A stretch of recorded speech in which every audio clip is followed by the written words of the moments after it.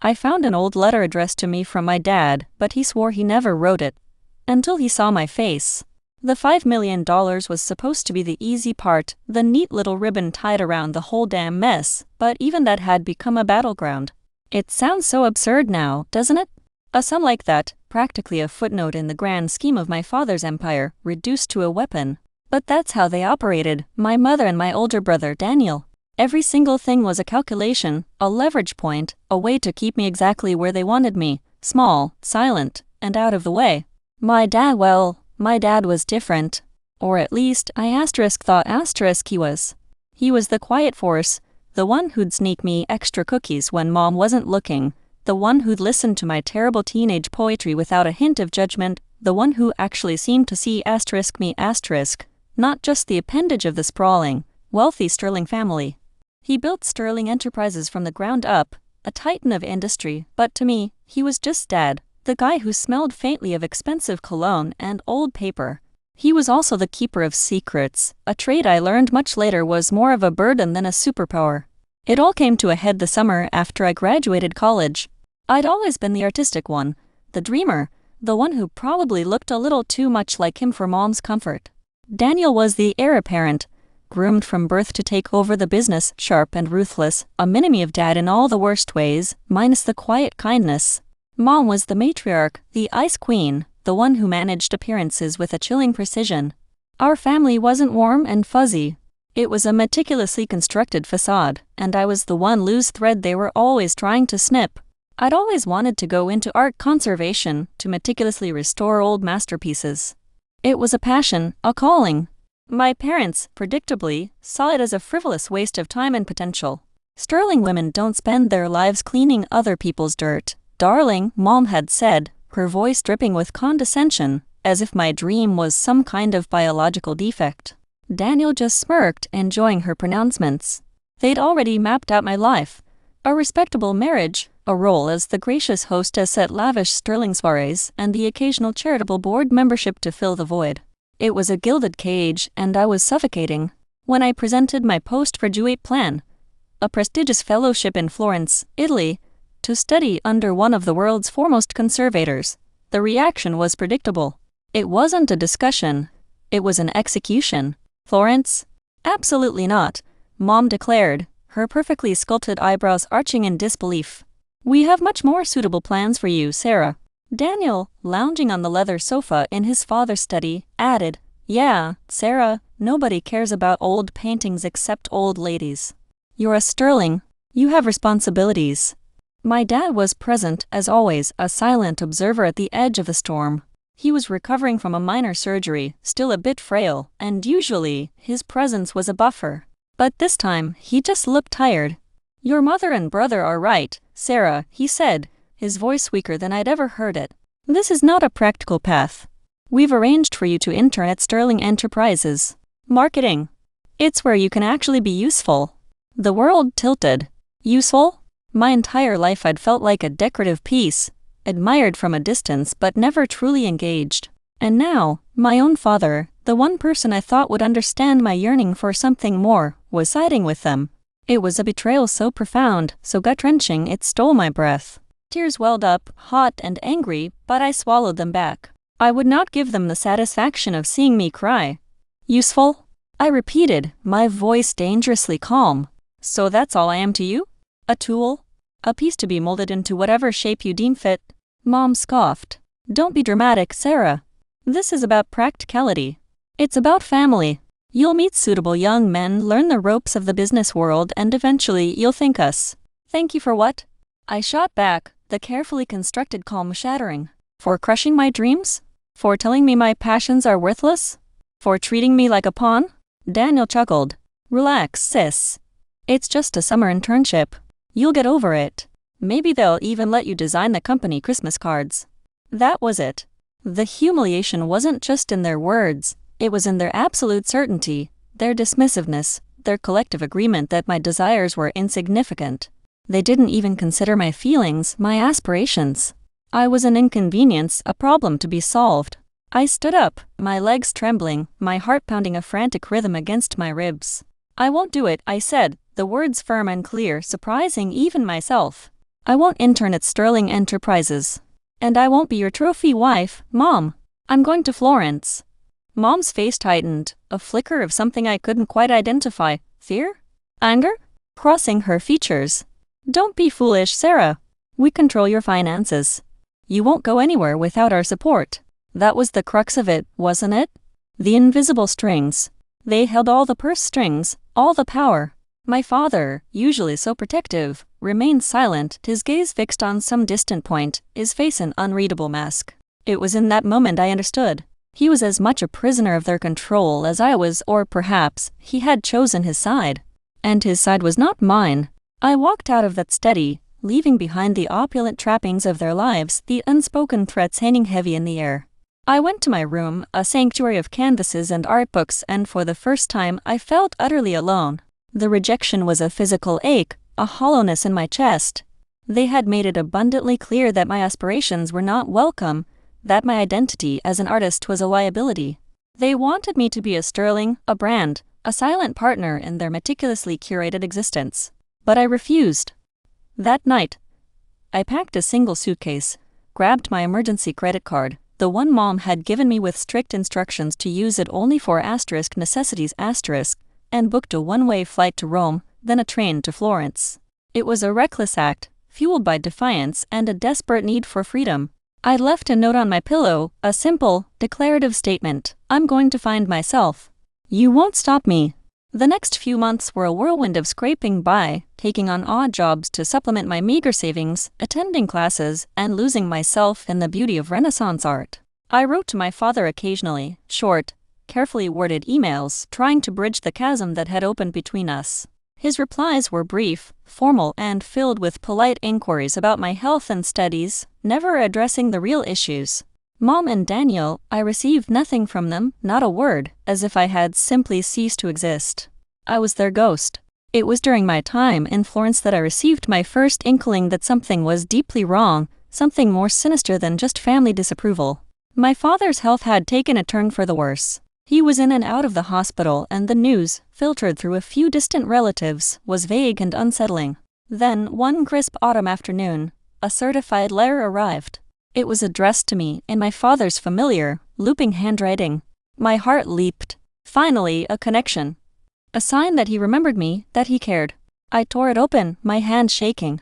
The paper inside was thin, crackly, and smelled faintly of his study, of old leather and ink. The words were sparse, almost cryptic. Sarah, I know you're angry. I'm sorry. But you must understand, sometimes the greatest love requires the hardest choices. Your mother is right. This is for the best. You must let go. The Sterling name is not for you. It never was. Dad. I reread it, confusion gnawing at me. The greatest love requires the hardest choices? This is for the best? What was he talking about? He seemed to be acknowledging my departure, but with a chilling detachment, as if he were speaking of a stranger. And then the kicker, the Sterling name is not for you. It never was. It felt like a dismissal, a final severing. But why the apology? Why the mention of love? I immediately emailed him, demanding an explanation, pouring out my hurt and confusion. His response, when it came, was chillingly prompt, but evasive. Sarah, I don't recall writing that letter. Perhaps you are mistaken, or it was sent in error. Focus on your studies. All is well here. Mistaken? Sent in error? My father's handwriting was as unique as his fingerprint. I knew it was his. His denial was so absolute, so stark, it felt like a deliberate lie. A cold dread began to creep into my heart. Something was terribly wrong. The Sterling facade was more than just disapproval. It was a carefully constructed wall, and my father was either an unwilling participant or a willing architect of its most hidden chambers. The years that followed were a blur of determined independence. I graduated with honors, found a position at a small, reputable gallery in New York City, and slowly built a life for myself, brick by painful brick. I kept my distance from the Sterling name, from their world. I heard snippets through the grapevine. Daniel was running Sterling Enterprises into the ground with risky ventures, Mom was throwing lavish parties to maintain their social standing, and Dad was mostly kept out of public view, rumored to be in failing health, his mind slipping. Then came the news that shattered my carefully constructed peace. My father had passed away. I received a curt, formal notification from the family lawyer, a man I'd never met. The funeral was to be held at their sprawling estate in upstate New York. A small, cold part of me felt a pang of grief, but it was overshadowed by a lifetime of unresolved anger and hurt. I almost didn't go. But a morbid curiosity, a need for closure, and a nagging sense that perhaps, in death, my father might finally tell the truth, compelled me to attend. The Sterling estate was as imposing and suffocating as I remembered.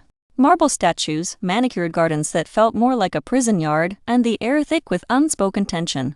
Mom, looking impossibly older, but no less formidable, greeted me with a perfunctory nod. Daniel, now sporting a receding hairline and an air of weary arrogance, offered a condescending smile. They were exactly as I'd left them, masters of their domain, and I was the prodigal daughter, the one who dared to step outside the lines. The reading of the will was held in the grand ballroom, a room I'd only ever seen through a haze of childhood fear and adolescent resentment. The lawyer, Mr. Abernathy, a man with thinning gray hair and a perpetually somber expression, cleared his throat. The will was read aloud, detailing bequests to various charities, a substantial portion to Mom, and a surprisingly modest sum to Daniel, who visibly bristled. Then came my part. And to my daughter, Sarah Sterling, Mr. Abernathy's voice droned. I leave a sum of $5 million, to be distributed upon the condition that she sign a full and final release of all claims against the Sterling estate and its beneficiaries. $5 million.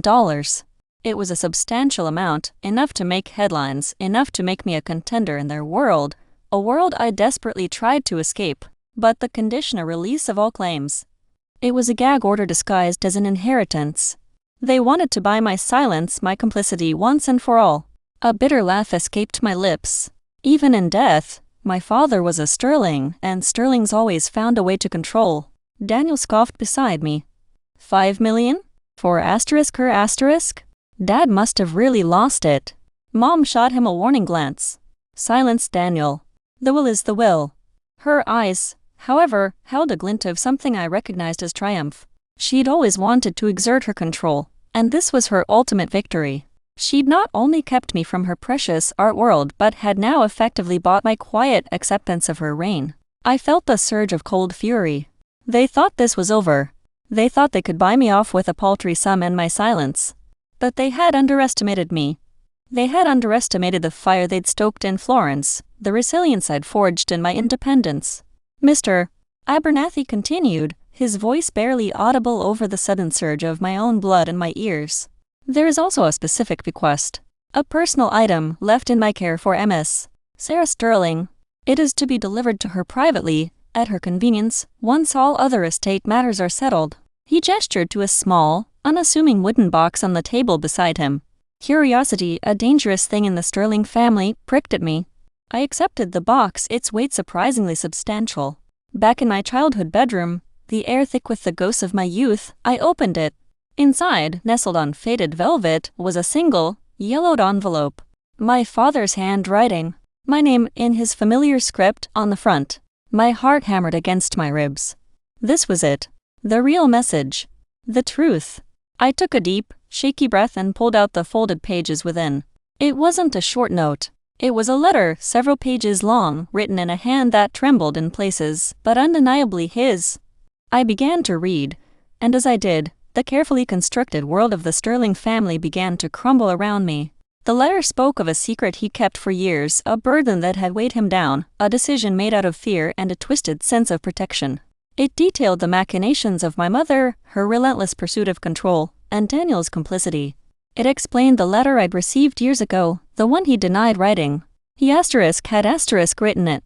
He had been coerced, threatened, into disavowing it, into pushing me away. He had made a terrible mistake, he confessed, a mistake born of fear for my safety and his own legacy.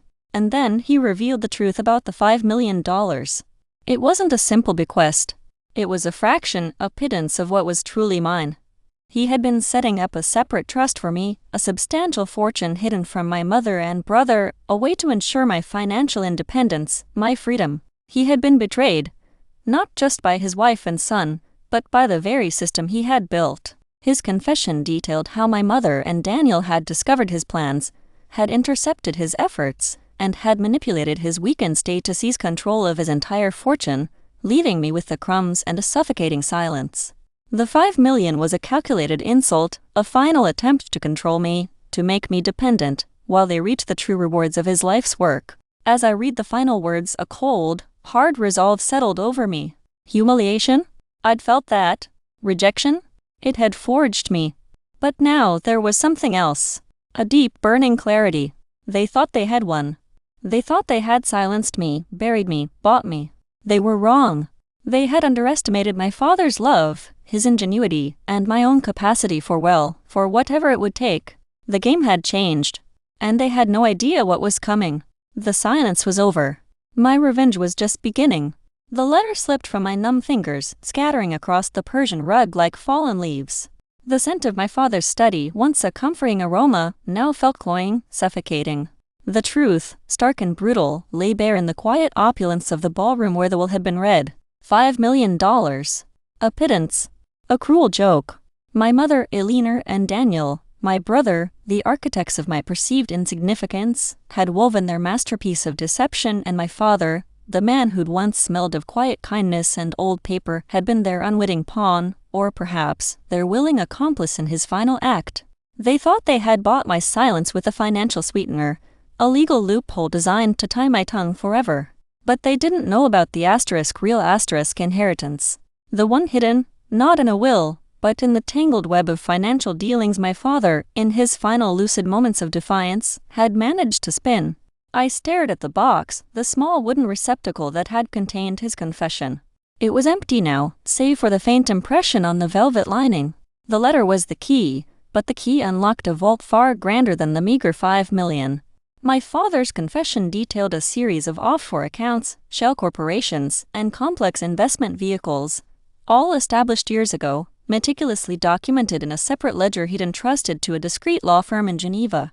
He'd sent me coded instructions, a veritable treasure map, within the confession itself, cryptic references to shipping manifests, art auction records, and discrete bank codes that, only now, with the full context of his betrayal, began to make a terrifying kind of sense. He had seen their greed, their insatiable hunger for control, and he had prepared. He had prepared for this asterisk, for their attempt to seize everything, to erase me from the sterling legacy entirely. The 5 million was a diversion, a smokescreen. The true sterling fortune, the vast empire he had built, was not meant for Eleanor or Daniel. It was meant for me. He had planned for my independence, for my freedom, a freedom they had tried so desperately to extinguish. My hands, no longer numb, began to tremble with a different kind of energy. Not fear, but a chilling, exhilarating clarity. The humiliation I'd felt that day in his study years ago, the sting of rejection, the ache of my father's apparent betrayal, it all coalesced into a molten core of resolve within me. They wanted to control my narrative, to rewrite my ending. They thought my dreams of art conservation were a frivolous indulgence, a weakness to be exploited. They thought my absence from their lives was a victory, a sign of my failure. But they had missed the most crucial detail. My father had loved me. He had seen my passion, my spirit, and he had desperately tried to safeguard it. His last, desperate act was not one of surrender, but of strategic warfare. I picked up the letter again, smoothing out the creases, my eyes tracing the words that had shattered my world and rebuilt it in a new, formidable shape. He spoke of a specific transaction, a clandestine sale of a significant piece of Sterling Enterprises' original land holdings years ago, a transaction that had been intentionally obscured from official records. The proceeds, he wrote, were funneled into a trust he had established under a pseudonym, a trust that grew, unchecked by Eleanor's avarice, a substantial fortune in its own right, separate from the main corporate empire. He detailed the names of the Geneva lawyers, the specific account numbers, the trust deeds hidden within encrypted files. It was all there, laid out with a clarity that belied his failing health. He had created a parallel universe of wealth, a secret kingdom built for his daughter, hidden in plain sight. A faint smile, a dangerous curve of my lips, emerged. They expected me to crumble, to accept the meager 5 million and disappear back into the shadows. They expected me to be the broken artist, the failed Sterling. They didn't expect the artist who had learned to see the hidden layers, the subtle restorations, the true value beneath the surface. They didn't expect the independent woman who had clawed her way to success, who understood the language of finance and leverage, who knew how to build something from nothing. I looked across the vast ballroom, At my mother, her posture regal, her smile a thin, practiced mask, and at Daniel, his eyes still glinting with resentment and a hint of desperation as he conversed with his lawyer. They were basking in their perceived victory, unaware that the ground beneath them was about to give way. They had held the reins of power for so long, so arrogantly that they had become blind to the possibility of their own undoing. The confession spoke of other things too. Smaller betrayals, deeper cuts. How my mother had systematically undermined my father's reputation in his final years, planting whispers of senility and instability to consolidate her own control over the company's direction. How Daniel, eager to prove his mettle, had gone along with her schemes, profiting from his father's diminishing influence. My father's letter was not just about money, it was a testament to his regret, his sorrow at his own helplessness, and his fierce, enduring love for me. He had been trapped, he admitted, by his own fear of his wife's formidable will and her capacity for ruthless manipulation. He had prioritized my immediate safety, believing that distancing me was the only way to protect me from her wrath, a decision he now deeply regretted. The weight of it all settled on me not as a burden, but as a mantle. The mantle of responsibility, of justice. My father had trusted me with his final secret, his ultimate act of love and defiance. And I would not let him down. I stood up, the letter clutched in my hand. The hushed murmurs of the estate's legal team and a few distant relatives ceased as all eyes turned towards me.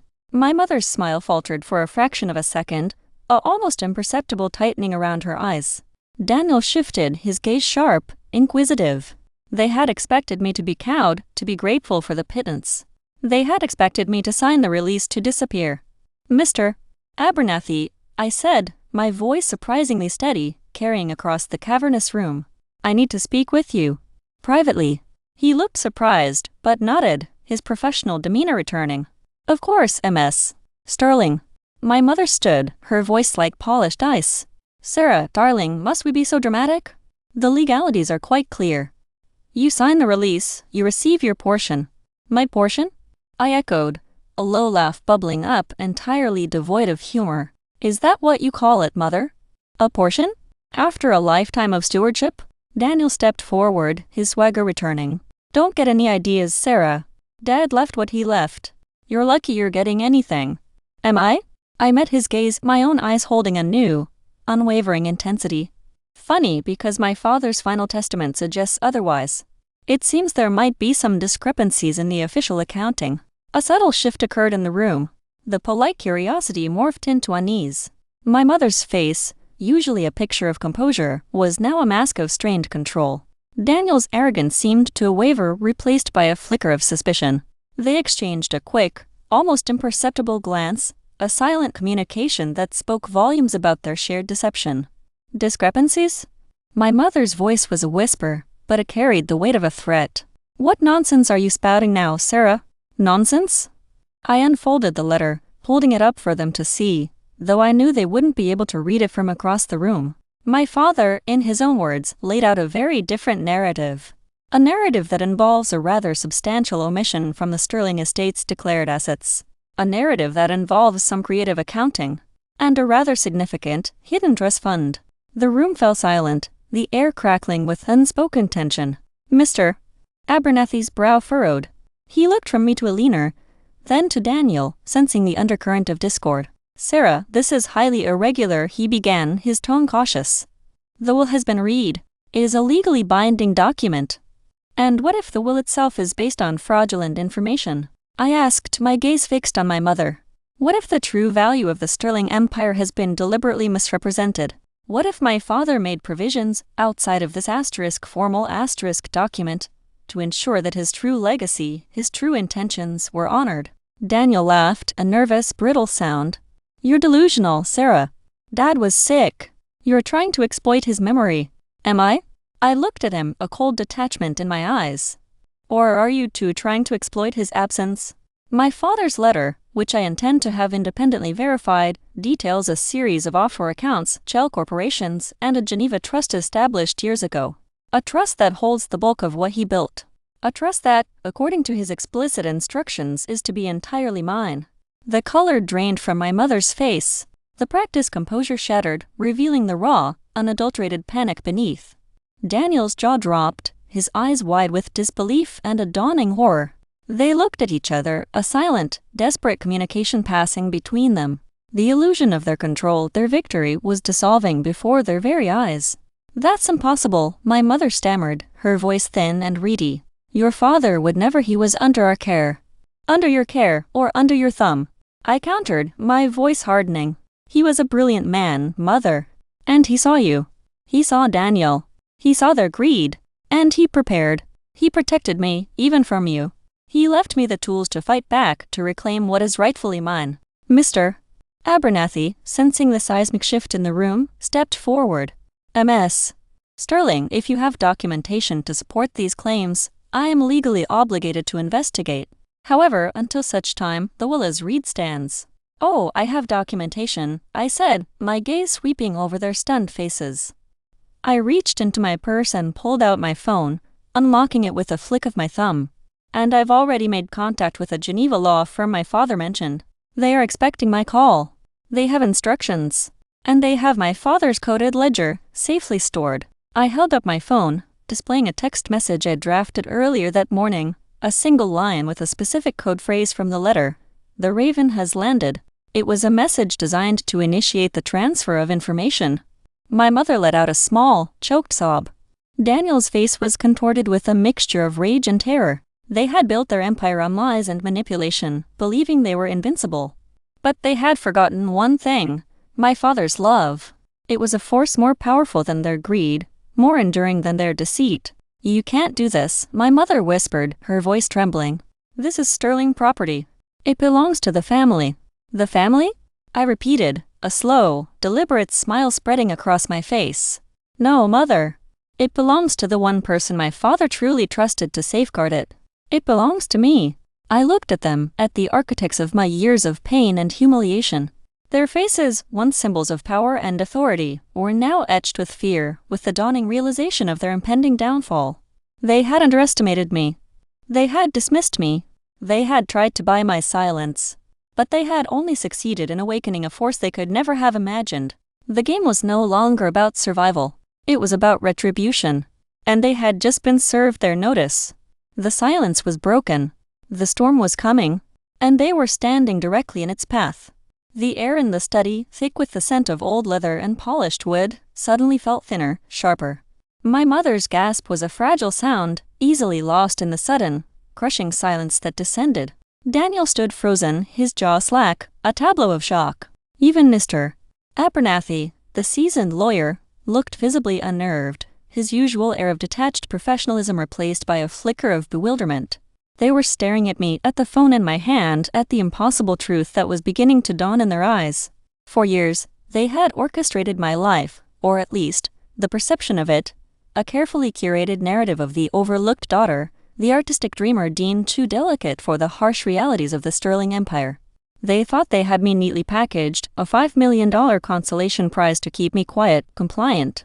They thought my father's will was the final word, a testament to his supposed disapproval, his resignation to their machinations. They were wrong. So spectacularly wrong. What is that, Sarah?" My mother's voice, usually so commanding, was thin, almost childlike. Her eyes, those cool, assessing eyes that had always judged and found me wanting, were wide with a fear I hadn't seen before. It was a naked, primal fear, the kind that stripped away all artifice, all pretense of control. "It's the beginning of a new chapter, Mother," I said, my voice low and steady, a stark contrast to the tempest brewing within me. I scrolled through the text messages on my phone, the cold, precise language of international finance flashing on the screen. My father, in his infinite wisdom, decided to safeguard his true legacy, not through a public will, but through private channels. He anticipated this exact scenario. I looked directly at Daniel, who was slowly starting to regain some of his swagger, a desperate attempt to reclaim his footing. "He saw your ambition, Daniel. He saw your willingness to do whatever it took to climb. He saw Mother's strategic vision. And he made a choice." Daniel scoffed, a hollow sound. "Don't be ridiculous, Sarah. Dad trusted us. He knew we'd take care of things." "He knew you'd take care of yourselves," I corrected, my gaze unwavering. "He left me the real inheritance. The Sterling enterprises that actually matter. The wealth that wasn't tied up in public stock or easily traceable assets. The wealth he built through shrewd, and sometimes ethically questionable, dealings that he later decided to diversify. And then some. A lot of some, actually. Mr. Abernathy cleared his throat, his professional curiosity now fully engaged. Ms. Sterling, if you are implying that Mr. Sterling's will is not a complete representation of his assets, we must proceed with extreme caution. This is a serious legal matter. It is indeed, Mr.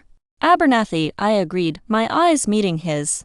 And I have every intention of proceeding with caution, and with extreme thoroughness. My father's confession, the one you all conveniently dismissed as the ramblings of a sick man, contains specific instructions.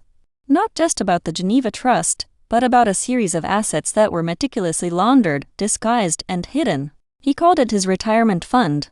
A fund for his disobedient daughter, as he wryly put it. My mother's hand flew to her chest. Laundered? Disguised? Sarah, you are speaking of illegal activities. I am speaking of my father's final testament, I said, the words laced with a chilling finality. A testament that outlined the ownership of several offshore holding companies, a significant portfolio of art and antiquities that were never declared, and substantial investments in private equity funds that were managed under entirely different corporate identities. Identities that my father, in his final months, worked tirelessly to reveal to me. He gave me the codes, the access, the keys. Daniel took a step back, his face paling. You're bluffing. You don't have anything. Oh, but I do, I said, my smile widening, a predator's smile. I have the coded ledger. I have the encrypted files. And I have the instructions to the Geneva firm who are already processing my requests as we speak. They've been holding my father's secret for years, waiting for me to present the proper authorization. Apparently, my father was quite specific about who that authorization would come from. I held up my phone again, displaying a message I had sent that morning. It contained a string of numbers and letters, a complex cryptographic key. This key, along with a specific passphrase, unlocks everything. And the passphrase? It was for Sarah. He was quite sentimental in the end. My mother swayed as if a physical blow had landed. Sentimental? He was unwell. You're twisting his words. Am I? I let out a soft, almost mournful laugh. Or are you simply realizing that the man you systematically sidelined, the man you believed you had neutralized, was far more cunning than you ever gave him credit for? He knew he was dying. He knew he couldn't fight you both directly. So he created a contingency. A failsafe. A way to ensure that his life's work, the empire he built with his own hands, wouldn't be squandered by the avarice of his wife and son. The silence that followed was heavy, pregnant with unspoken accusations and dawning horror. Mr. Abernathy, his professional mask firmly back in place, looked at me intently. Ms. Sterling, if these claims are substantiated, they would indeed override the current will. The implications are significant. Significant is an understatement, Mr. Abernathy, I replied. My father's retirement fund, as he called it, is estimated to be worth upwards of $200 million. It represents the vast majority of his actual wealth, meticulously separated from the Sterling Enterprises public face. The words hung in the air, a death knell for my mother's carefully constructed world. Her face was a mask of disbelief, her lips moving soundlessly. Daniel, however, erupted. 200 million? That's a lie. You're making this up. Am I? I calmly walked over to the antique mahogany desk, the same desk where I'd sat years ago, feeling small and insignificant, listening to their pronouncements of my inadequacy. I opened one of the drawers, revealing a neatly organized file folder. I pulled it out and laid it on the polished surface. This is a preliminary report from my father's Geneva lawyers. It details the initial liquidation of certain assets, based on the instructions I provided this morning. It confirms the existence of the trust, the offshore companies, and the substantial holdings. It also details the provisions for my continued independence. I flipped to a page that showed a projected balance. And this, I said, my voice gaining a steel edge, is just the beginning. My mother finally found her voice a choked, desperate plea. Sarah, please. Think of the family name. What will people say? What people say no longer concerns me. Mother, I said, the venom in my tone undeniable. What concerns me is justice. What concerns me is ensuring my father's true intentions are honored. What concerns me is reclaiming what was stolen from me, not just financially, but emotionally. You both spent years trying to diminish me, to make me feel worthless. You underestimated my resilience. You underestimated my father's love. And you, Daniel, you particularly underestimated my ability to learn. Remember those nights I spent helping Dad with his boring financial statements when you were out partying? Turns out I was paying attention. Daniel's face was a mask of pure, unadulterated fury. You're a selfish, greedy little you always were. And you're a deluded man-child who believed his own hype, I retorted, stepping closer to him. You were never cut out for this, Daniel. You relied on inheritance, on power by association. I built my own foundation, stone by painful stone, while you were busy playing CEO. And now, those stones have become the bedrock of my future, a future you both tried to deny me. My mother began to weep, soft, pathetic sobs that held no remorse, only self-pity. I only ever wanted what was best for you, Sarah. To protect you from the harshness of the business world. Protect me? I laughed, a harsh, bitter sound. You protected yourselves. You protected your lifestyle, your power, your control. You used my father, you used his legacy, and you tried to erase me. Well, guess what? I'm not erasable. I picked up the file and the preliminary report, holding them like trophies. The weight of them felt like freedom. The weight of them felt like power. The power my father had painstakingly built, the power he had entrusted to me. They had thought they were burying me with their $5 million bribe. Instead, they had just dug my grave, and in it, they had buried themselves. Mr. Abernathy, I said, turning to the lawyer, my voice calm and businesslike. I will need to retain your firm to handle the distribution of my father's private assets. I also intend to pursue legal action to have this will declared invalid, given the demonstrable omission of substantial assets. My father's confession is clear. He made provision for me, for my future. A future that you both tried to sabotage. My mother looked up, her eyes blazing with a desperate, manic fury. You will not do this. This is family. This is Sterling. No, Mother, I said, my gaze sweeping over their shattered faces, the shattered remnants of their arrogance. This is my victory. This is my inheritance. And this is your reckoning. I turned and walked out of the study, the file folder clutched tightly in my hand. The grand ballroom felt strangely hollow now, stripped of its pretense. My father's legacy, once a source of confusion and pain, was now a clear, bright path before me. The humiliation, the silence, the years of feeling invisible, it had all been a prelude, a necessary crucible. I had emerged, not broken, but forged. And as I walked towards the sunlight streaming through the tall arched windows, I felt a profound sense of peace, the quiet, undeniable peace of a debt finally paid, of a story finally and powerfully rewritten. The Sterling Empire, the real one, was mine. And their reign of deception was over. It was a quiet end for them, a devastating one. But for me, it was a beginning.